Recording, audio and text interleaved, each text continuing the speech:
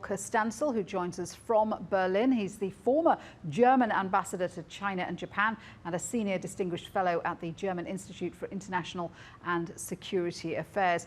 Great to have you join us on the show. So I'm interested to know what you make of Pelosi's trip to Taiwan, because it hasn't been officially endorsed by the US President Joe Biden, and it's certainly ratcheted up tensions between the US and Beijing. Well, first of all, she's been planting a flag, so to say. And that is very much in line with the previous positions on China and on Hong Kong as well. So there's nothing very new on that. And she has announced a long time ahead that she'd like to go to Taiwan, especially now when the world discusses whether China does not possibly consider to treat Taiwan the way Russia treats the Ukraine. That means invaded. The problem is, however, that she does this at a very particular time in the developments in China, in Beijing, because they have a party congress coming on, and President Xi hopes to be re-elected as General Secretary of the Communist Party. Now, he is already weakened because of the effect of his pandemic policy. He's also sort of weakened because he has aligned himself a little bit too closely to someone who is obviously not yet a victor, which is Putin. So a weakened president, a weakened general secretary seeking re-election, and then against all warnings, the Speaker of the Congress comes to Taiwan.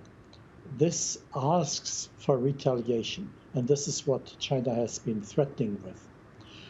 So what kind of retaliation, yes, Volker? Because there are reports of Chinese fighter jets overflying the Taiwan Strait, warships being moved closer. Could there be some kind of military retaliation, or is that just posturing, do you think? Well, posturing is still a dangerous kind of thing to do. The planes so far have not yet flown into Taiwanese airspace, mind you.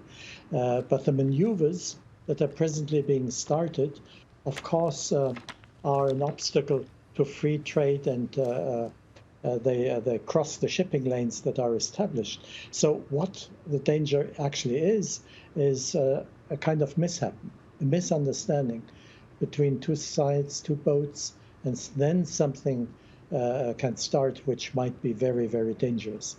I'm pretty sure, as I just said, that President Xi is no Putin. He doesn't want a war which he cannot win.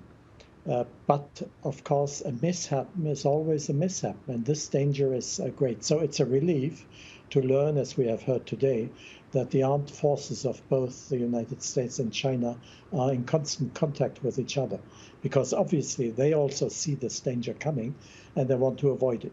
This, I think, is reassuring, as alarming as all the other things may be.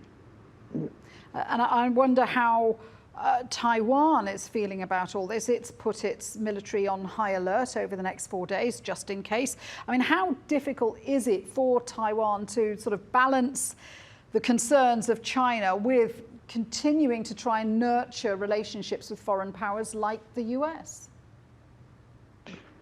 Well, Taiwan obviously depends in its very existence on the readiness of the United States to come to its defense should China really attack. So to receive Nancy Pelosi is important for the government of Taiwan. That is quite clear. On the other hand, of course, as you have indicated, there is no interest in Taipei to alienate China to a degree that it would act with military means. This is what we presently can observe, that the government of Taiwan is very reluctant to make very bellicose statements on its own. It shows it is ready for an armed conflict. It welcomes Nancy Pelosi, but it doesn't make any statement that would affect possibly the strategy that the United States is still pursuing, which means in the case of a war between the People's Republic and Taiwan, as President Biden has already said, the United States would come to the aid of Taiwan. Volker Stanzel, thank you very much indeed for joining us. Good to have you.